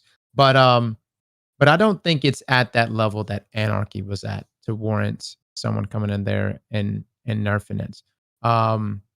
So that's my thoughts. I'm trying to think what else I can add to the Divinity discussion, other than I very much enjoyed watching everyone's takes, and I enjoy seeing everyone getting equally shit on both sides. You're the GIF that's just Steve Colbert eating popcorn with the 3D glasses on. Just sit back and watch. Wonderful. It's wonderful. Yeah. Shout out to Cross, bro. Like, you had so much fun with this in your video. You had a good old time with this. you was like, I don't rate a lot, but damn, don't take my Divinity picture. I was dying. I loved it. Shout out to you in the video. Oh, look, I jump in. This was absolutely hilarious. I went Cross here. I didn't see it going into this. Now, let me be clear. Saul, when you look at what he wrote to the letter of the law, I thought he wasn't toxic. I thought he had great points as to explaining himself as where he was coming from. Yeah. I really didn't have, if you read it objectively, I understood what he was saying. The internet is not objective. That's the problem. Exactly. And listen, here's the thing, and I get it, and the thing where it's going to happen is, unfortunately, is that obviously world first, 3-time winner, it's Elysium and the crew, shout out to them, so it's already going to be met by like the casual front, like, yo, you up here, we're down here, what are you talking about, bro? I get that. Here's my thing, though. My thing is, overall, I'm with Cross. Like, I still don't think the weapon needs to be touched. And my reason being is, just off the first what he said, look at the acquisition rate of this gun. I'm dying to know what the acquisition in the entire community that has Divinity, because not only is it a specific raid drop, we already know the community percentage of doing raids is low as it is, and that bothers me to my core. I feel raids are some of the best things in Destiny that most Destiny players don't even experience. So that's the first thing. Second, for me, it bothers me only in the sense that I like Divinity, what it stands for, because that's when, to me, Destiny was really embracing support roles and support classes, right? Yep. Remember, when Well came out, these are things that weren't in Destiny. Bubble existed, but they were really going into this like, hey, you can do support, like Lumina, right? Hey, it's a support thing. Boots of the Assembler, this is a support thing. I like when Destiny tries to do that. And then, like I said, I just don't think it's that game changing. You know what I'm saying? Now, where I understand Salt's point, in fairness, is maybe with that upper echelon, right? Where, contest mode, day one, he made in his mind, his team, they like, yo, if this was a way we could truly see the skill gap between the top teams. And I feel that on some level. But overall, I don't really have a problem with it. I shout out to Bungie though for defending him and saying like, yo, don't come at the guy. You can disagree, but don't be disrespectful. Because some people were just wild disrespectful to the group. Yeah. And he didn't need that. You know what I'm saying? Overall, I keep it short. Like I said, I don't think anything needs to happen with Divinity. That's me personally. I think it's a great support weapon. And I am curious though, what happens if anything happens, and that's it. But it was the absolute most funniest thing I've seen on Twitter. This thing was, I was like, why that Divinity is trending on Twitter? What is going on? Yeah, that is not what's happening. Like, that's what I love. Anybody who say Destiny is a dead game when Divinity is trending, bro. Trav, I'm dying to hear because I haven't get a chance to talk to you or know what your side is on this. Yeah, I have a pretty mild take on this one, which was that I had originally gone onto Twitter and I saw the post and I read it and I was like, all right, it's a well-reasoned argument, but there's stuff I agree with and disagree with, but it was kind of mild. And then I leave Twitter and I come back and a war has broken out and I'm like, what? The war was over that? Like, that's the lamest, like, non-issue, because I guess I just have no horse in the race. Like, I get it. Sometimes it is overrepresented, the fact that it's common in every single encounter. If you're trying to do DPS, that totally makes sense. But also, it's Destiny's kind of best when you're working together, and people forget Divinity was filling a need that the community itself was asking for, because before that, remember the days of like Titan skating to get that shoulder charge off to a debuff on every boss and that whole thing. And that was sort of part of the culture. And Bungie was like, we could put a gun in the game to do that so that it's less irritating and it's more like a mechanic that actually exists in the game, right? And then they put in Divinity, and I feel like the community was very receptive to it. So I kind of see it as a useful weapon, and I think that it's okay to have weapons that people use. Maybe the counter argument to buffing it is maybe put more support weapons and items in your game rather than debuffing the one that you have. But again, like, it's such a mild take, and I think that his argument makes sense. And you can disagree with it. And I probably find myself on the side that disagrees with overall the idea of removing it. But like, who cares? I just could not bring myself to care about this one. I was like, why are people freaking out over such a non issue? So I think I don't know. The Destiny community will fight over everything. It must have been a slow week if they were fighting over. Yeah, pretty much. That's usually how it goes. I give it to you. I think my guess is maybe because of how dominant Elysium is and that team, that I think sometimes casuals do feel like the streaming community and the people have more influence than lead on. I mean, come on, you've heard of streamer servers, right? Those are a thing. Totally. Maybe that's what it is, but yeah, Trav, I was shocked that they got all this. It's backlash to elitism, which certainly exists among streamers. Of course. But to Saul's point, and I'll give it to you. I know I'm interrupting you, but maybe if it does, something happens.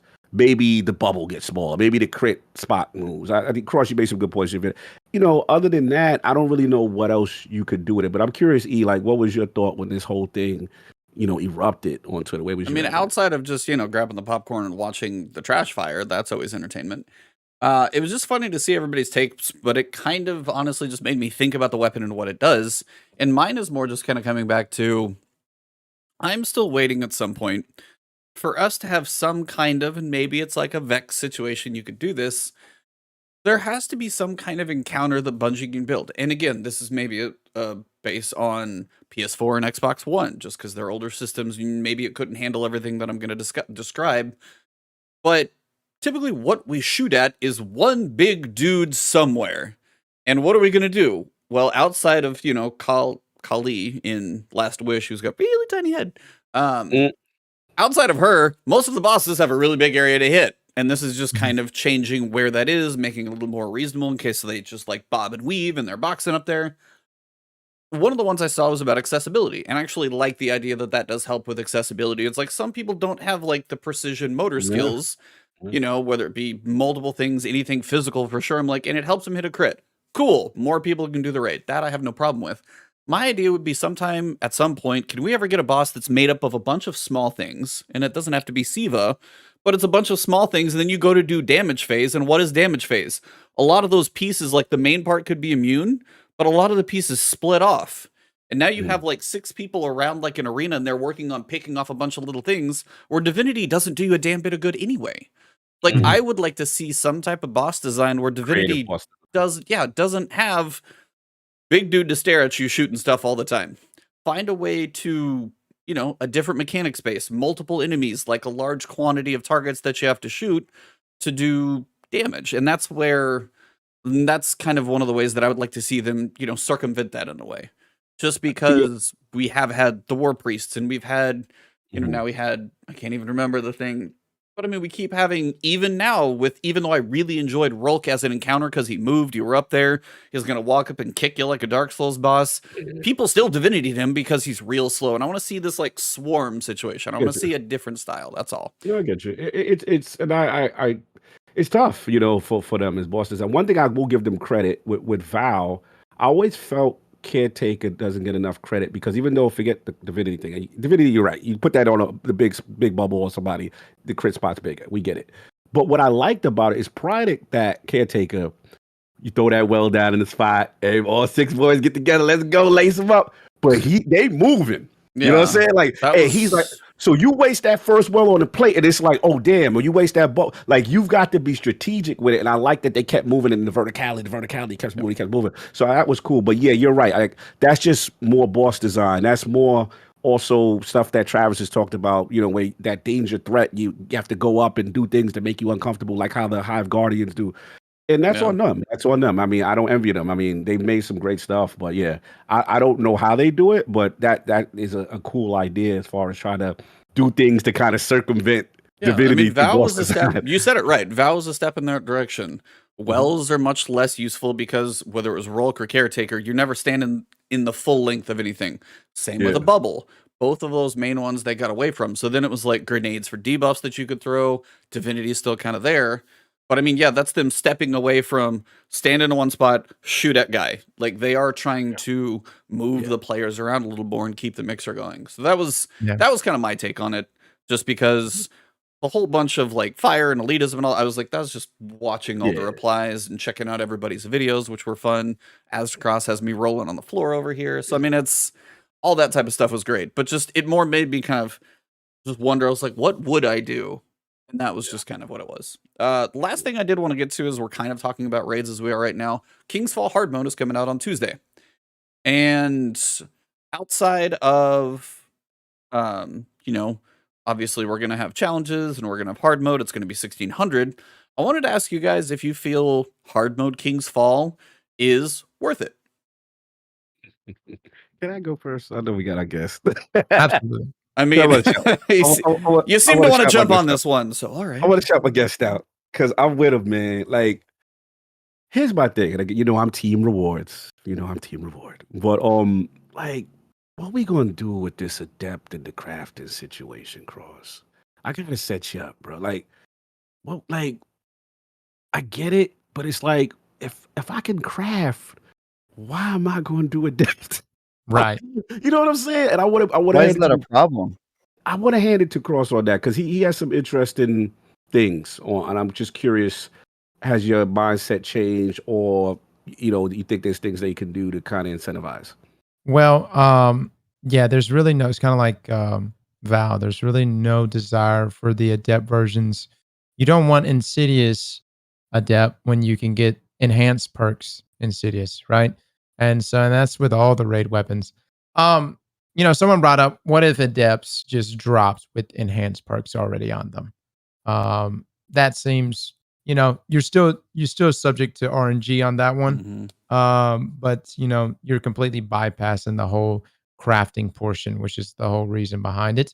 I think something that could give value to adept weapons, even outside of them being adept, which I know I actually wonder how Bungie's going to deal with this with all of our other weapons. But maybe adepts could have a second trait unlocked, so you can have 2 traits there instead of just one. Now, I think that should be the case for all crafted weapons. But if you want to just give some benefits to adepts, make them craftable, and because you would have to do master mode.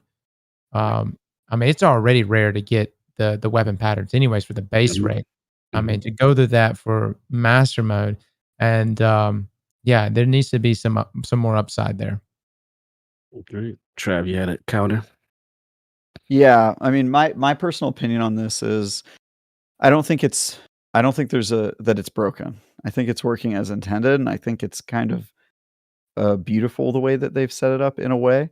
And let me explain that, because I think weapon crafting is for people who, like me, consider themselves pretty hardcore, but absolutely refuse to participate in the grind for a god roll weapon. Like, to me, it's just not worth the squeeze. And that's because I've got other games to play, and I don't take pleasure in redoing the same activities over and over and over again. And some people really like that. Some people like to just grind out that 1 extra % of DPS and efficiency. Teddy is one of them. And we don't see eye to eye on that issue. Like, I'm like, yo, I got life to live up in here. I'm not trying to do the same strike 18 times. And he's like, what's life? And that's fine. Those are just different lives. Yeah, but getting crapped on today. Sorry, bud. He is. Sorry, man. I've been hanging out with him, so he's my buddy.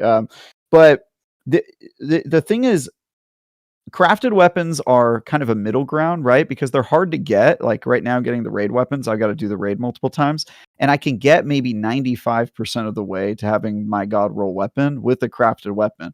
But if you really want that extra 5%, you got to grind your ass off. And I think that is good for the people who are looking for more excuses and reasons to play Destiny, and who just want to live in the world. They can get that extra 5%, but they can do so without making the other players like myself feel like we just have no chance to compete, because it's not that much more of an advantage. I could still beat you in trials if you have the adept version. You're just going to have an advantage over me. And I think that is sort of perfect, because you want to give people reasons to play, but you want to do so without them leaving the hardcore but not grind friendly players in the dust. And so I kind of like the way that they've set it up. Adept can be slightly better.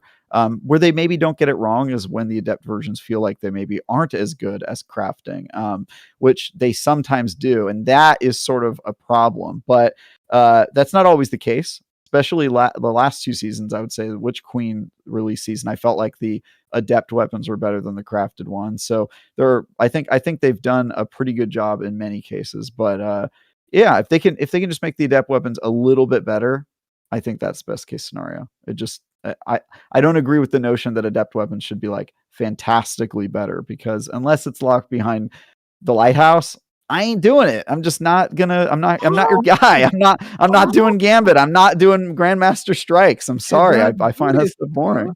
Yeah. Okay. So Interesting. You haven't said. And hey, if you want to leave me in the dust and make the adept weapons great, fine. I still won't do it. But I feel like I just feel like they would be doing a disservice to most of their players. So that's all.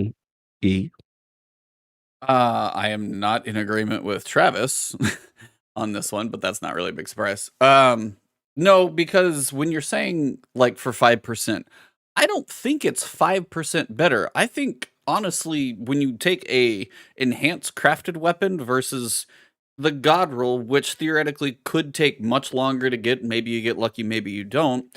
maybe you get them at the exact same time. One has an adept mod, one has enhanced perks on it, and then the adept mod, you're talking about on an average over the course of an entire DPS phase.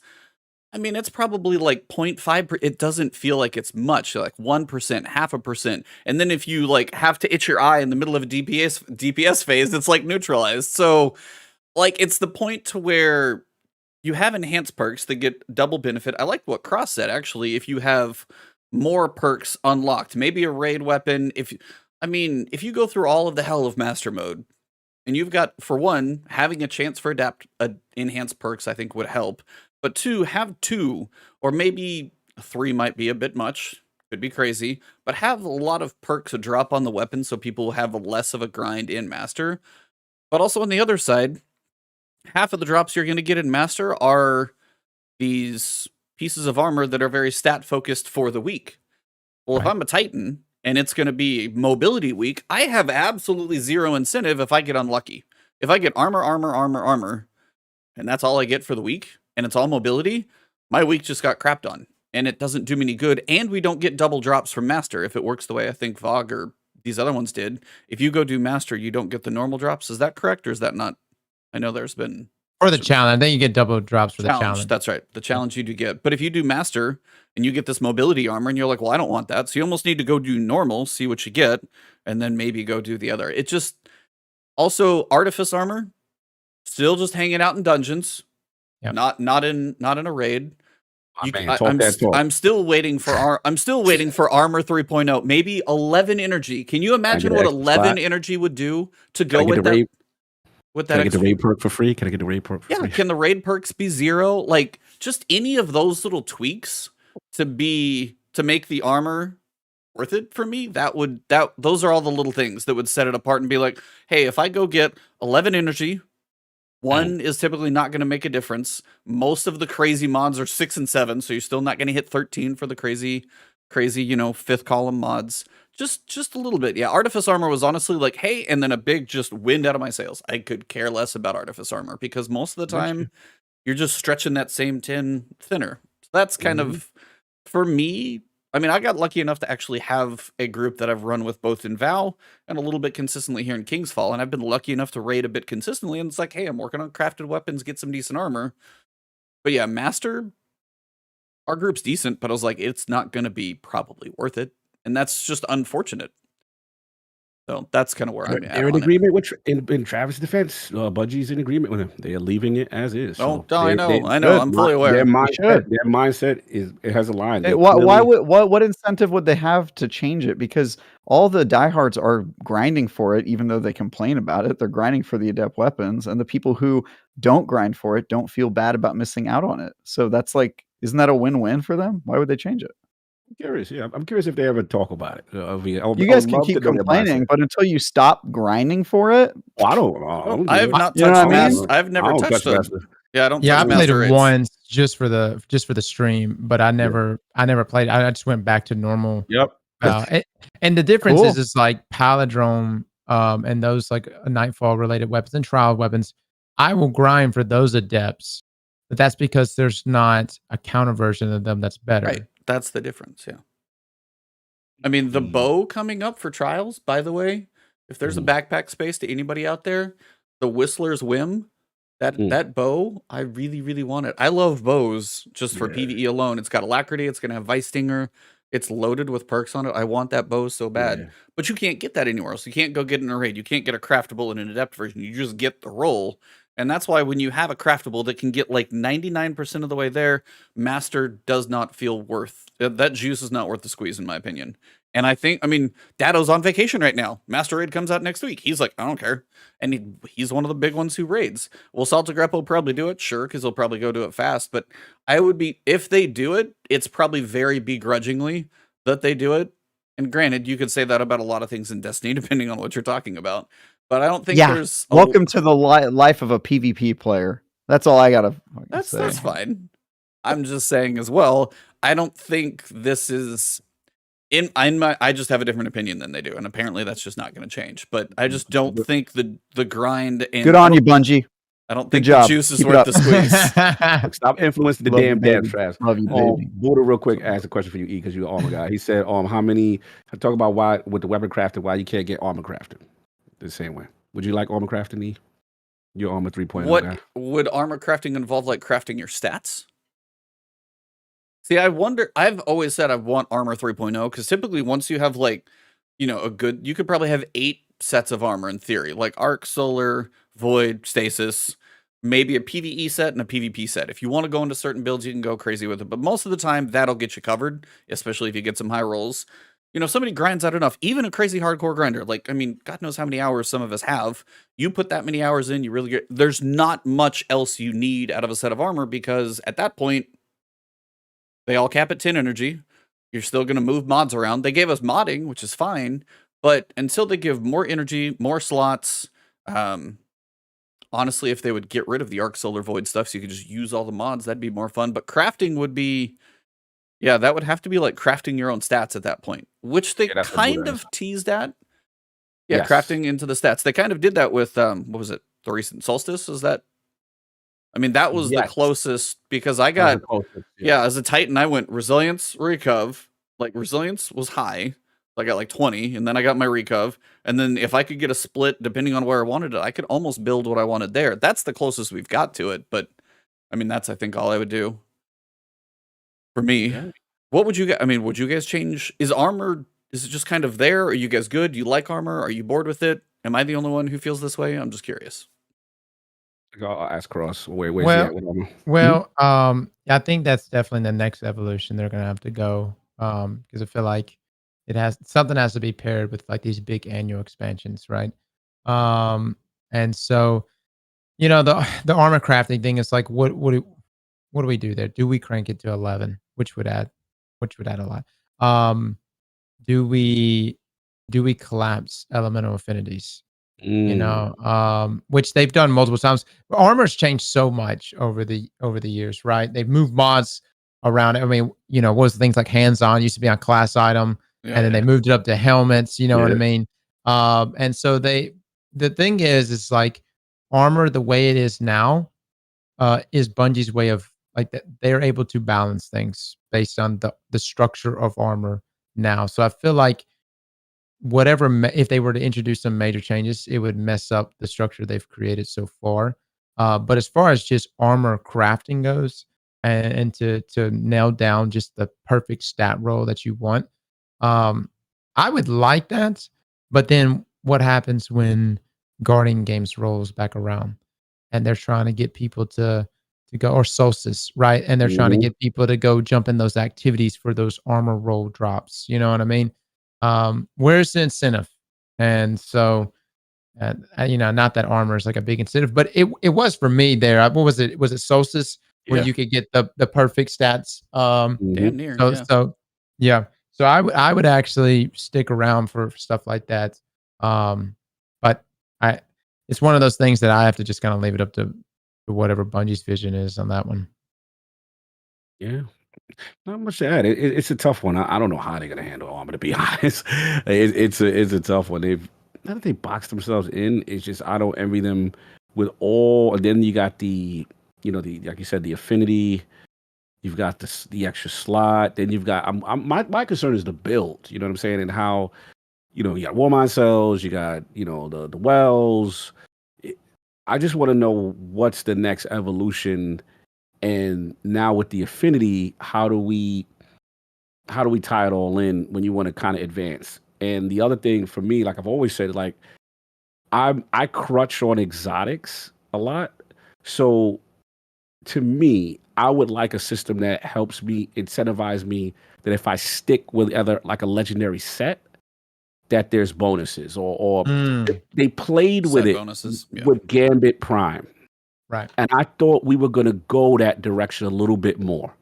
And then it just seemed like they got scared for whatever reason, and it never came back. I thought they were going there because I look at games like Division, and I sit there, I'm like, okay, the armor set, right? Like, okay, if I wear this legendary armor set, I should get some type of benefit for the set. And they just keep dipping their toe in. They don't really, you know what I'm saying? Even this season, right? You just get more currency. Yeah. Yeah, it's like, dude, put on the set and you get some extra Umbral energy thing for the pirate crash. I'm like, I'm not doing that. I just do it the normal way. Like, give me some real incentive because otherwise, I'm going to crutch on exotics. You telling me these exotics are doing these great things? What's my the one that look like the Statue of Liberty, the Warlock joint with the traces? I can't remember the name. Yeah, I got that thing with the delicate tome. Oh, I'm eating out here, baby. I'm getting all the ARC 3.0 charges. I'm amplified all day. Why am I going to take that off? Yeah. You see what I'm saying? That's what I want Bungie to do. If they could figure that out, I'm not saying it's easy. I do not have the answer. I would love to see legendary sets with some tangible bonuses, or maybe builds with they influence in that way somehow. So I don't envy them. I'm not a designer, but just ideas.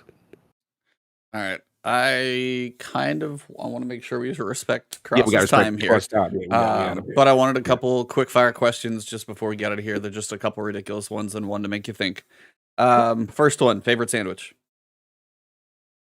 I guess just a turkey sandwich. I'm pretty basic, man.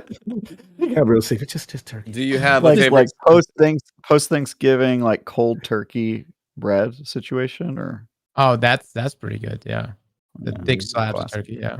All right. Do you have a favorite cocktail? Or no. Non-alcoholic beverage if you prefer. There's no judgment here. No, I'm not really a big drinker. I'll get an old fashioned or like a Manhattan every now and then. So that's about it though. Yeah. Final one. When the Light and Dark saga ends, will our vault be wiped?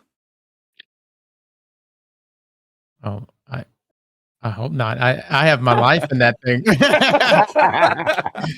Yeah, you could take a lot of things from my life, not my vault. Yeah. He's had some of those weapons longer than his marriage lasted. Okay, you can't take that from him. How long you been sitting on that joke? Yeah, no, I hope and that leads to the other questions, like where are they going to go narratively after that? They got to go somewhere because nobody's dropping $3.6 billion for no reason. So it's going whatever vision they showed Sony, they liked it. Yeah, different games that aren't Destiny. That was the vision. Oh, they even said they said Destiny's gonna have like another 10 years or somewhere in some recent interview I saw. So it's gonna keep living. Yeah. So I'm with you. I'm very curious between mobile game. It's gonna be an awesome anime. I'm excited. Apparently, I need to watch Edge Runners. That one sounded pretty good. But yeah, no, I was like, I'm with you. I'm so curious because we're having this, eventually feels like Final Shape is getting Traveler, Witness, Gardener, Winnower, whatever the big showdown is in the final one. And I'm going, and I've asked these guys before and other guests, I'm going, the big expansion is usually the end of, is the major story beats. And this is how I'm wondering because that's going to be season 24, if my math is right, for the final year. Yep. Season 24 is the expansion of Final Shape. What in the world is season 21, 22, 23 going to be about when we get this giant epic battle that goes off and be like, yeah, here's, I don't know, we're going to go hang out with Spider for a little while and do some... Those 3 seasons between there and whatever comes next, I have no idea if it's an expansion. I've got it. Who knows? I can't figure out what goes there. It's just going to feel weird to me. Season of the goodbyes. That's what it'll be. It'll all be social. It'll all be social link dating sims. Where you sort of settle into your new life now that the darkness has been defeated, and you just sort of explore romances that have been building dating under in the surface. Dating in the last city. Yes. Dating in the last city. Well, now it's the first city. Okay. I'm sorry. This is a hopeful ending. Okay? This is Neomuna. I'm sorry. I'm in the wrong place. Yeah. Yeah. Granted, I think I might date one of those. What are they? Cloud Strider? They're put together well, aren't they? They've hit the gym for approximately forever. I got 2 questions. Two quick fires before we get Cross out of here. Favorite PvP weapon of all time? And favorite raid. You had to do raids. I forgot. Had to do raid, baby. We got to do it. So I'm gonna start with the raid, and it's gonna be one that oh man, you can do top three. You can do top three if that helps. Top three. Yeah, but you got to do it in order. You got to pick between your kids. That's harsh. I would say I think, let's see, Deepstone Crypt was number 3 for me because, and it's just simply because of the space station. Yeah, I freaking, I mean that's still the deal for me on that raid. And then let's see, Crown, but I know a lot of people didn't like Crown that much. I liked Crown because it was the first dungeon that I did like a duo thing with was it Fami from Redeem, and that was a lot of fun, just adding that extra bit of challenge to it. My man Game Forte happy right now. He love Crown. Go ahead. And then my number 1 definitely is now Val. Oh yeah. So Val to me, just from the lore to the creepy nature of inside, and you know, when you first saw that worm out there, you know, dude. I mean, like, dude, they nailed it. So and then you would go through that dungeon. So I'm all about atmosphere. Okay. And so that's how that yeah, that dungeon nailed it for me. Okay, salute, no doubt, no doubt. And did you say the PvP? PvP weapon? PvP weapons. You know, you can do a top 3. You can do a top 3. PvP, you know, legendaries, exotics, whatever you want to do. Let's see. I would say, what was that gun? What was those guns you were slaying that you love? I would say Last Word is what really started it for me back in D1. Well, you're on the right podcast then. Yeah, right. A lot of people say that, but the reason why I love Last Word is because I thought it was shit at first. And remember back then you had to level up the guns, right? And so I used it, and I remember I got it. I want to say I got the weapon within the first 2 weeks of Destiny. I played it in one match. It did terrible for me, and I was like, dude, this is garbage. Threw it in my vault. Didn't even think about it.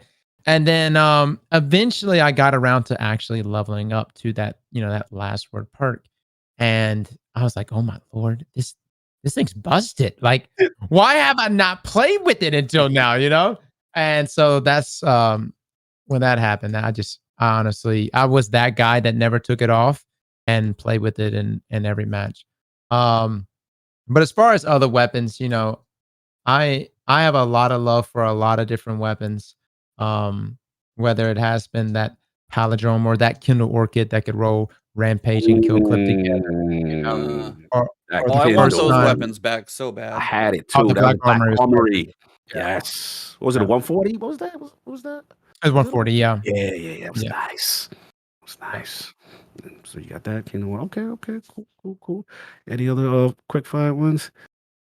You know, it's the most hated weapon to me, but I have to throw it on the list because it's I hate it, but at the same time it brought entertainment. Lord of Wolves. My man. You just won him over right there. My mans, let's go. Let's go. It gonna absolutely infuriated me. But it made for some good content for sure. Got that emblem where it was terrorized. Oh god, yes. that and laser tag. We have 2 emblems for 2 metas. Yeah, that's still yeah, no doubt. No, salute to Cross, man. Well, any other further? Travis, you got anything else? Or you good? Are you good, Trav? Okay, good, cool. Man. Well, I first just want to say thank you on behalf of all of us for taking time out of your evening guys. To chat with us. It has been an absolute pleasure. If anybody doesn't know who you are, I'm going to be ultra surprised. But this is where we typically open the floor to say, hey, where do people find your content? So the floor is yours. If you don't know who he is, you're an idiot. But please, AZTECROSS, please tell them still where to find all of your stuff. And if maybe there's, an OnlyFans you haven't mentioned yet, feel free to throw that out there. Absolutely. That was going to be the first one I was going to mention. No, you can find me anywhere at AZTECROSS on all platforms, Twitter, Twitch, and YouTube. And we're even on, I think, Instagram and some TikTok. And Grindr. Like that. You find him on Grinder for sure. Grinder for sure. So yeah, that's where you can find me. No doubt, the legendary, man. AZTECROSS in the building, long overdue, man. Thank you for taking the time out today. Huge fan of you, man. Keep killing it with the content. Absolutely hilarious. The only Titan I allow to slander Warlocks. You know I like you. You know I come in here and I go I'm like, what? This Warlock slander? But it's so funny, man. Salute to you. You bring a nice all about energy how you present it. Oh, last day gonna kill me in my own clan. They said, Cross, do you have the Iron Lord title? They killing me about that. Do you have it? They want to know. Here's the thing. I don't. I don't have the Iron Lord title. I need to 100% put out more in Iron Banner. Agreed. So, yeah. Oh, yeah, I have some. An Iron Banner. Okay. I definitely need to pick it up there. Thought we were still talking about Grinder. Not being messy. Anyway, yo, salute to you, brother. God, love the content, man. Absolute pleasure. Always welcome to come back. Keep doing what you do, man. Love the energy, and I love that you found your unique lane in the game, and people love you, man. People love you, man. So salute to the cross. Much Always love, guys. nasty. You already know. Trav. Yeah. E, you want to say anything to say that, brother, out here? Yeah, I mean, just about as genuine as you could ask for anybody to be. Hilarious, honest, and just, a pillar of the community. It's not the Destiny community without you at this point. So keep doing what you're doing and just ride that rocket ship as high as it goes at this point. So happy to share some time to chat with you. It's like GCX is a horrible time to meet anybody who's popular enough that everybody knows what they look like. Cause I'm like, hey, how you? Okay, but but I was like, but I get it because you and 1,000 other people are like, I know you, and it's like, so it was like, believe me, that's why I was like, it's our pleasure. It was good bumping into you though, man. Yeah, absolutely. Dope. Don't get a chance to meet you. That's why I was like, we appreciate the time here to take a chance to get to know you more, and we got even more than we expected, especially with that opening section, which was fantastic. Yes. But from all of us here at the Last Word, do you guys want to do instant outros? We'll finish this thing up. Travis? Yeah, let's get them out here. Yep. It's outros. I covered Tokyo Game Show this week, specifically Capcom. So they have a bunch of announcements that you'll start to see come out starting at 10 p.m. tonight because it's on Japanese time. I did a ton of coverage for that. It's going to be coming out over the weekend as TGS goes on. I also reviewed some games, I'm sure that Disney Dreamlight. We talked about that last week. And then my next review is the 1.0 release of Grounded, which is coming out, I think, on September 24th or 26th or something like that. So I just started diving into the full 1.0 early access copy I've got last night. So look out for that on IGN.com and follow me on Twitter if you hate yourself, or tell your enemies to follow me on Twitter. That'll teach them. That's it. What do you got, Cog?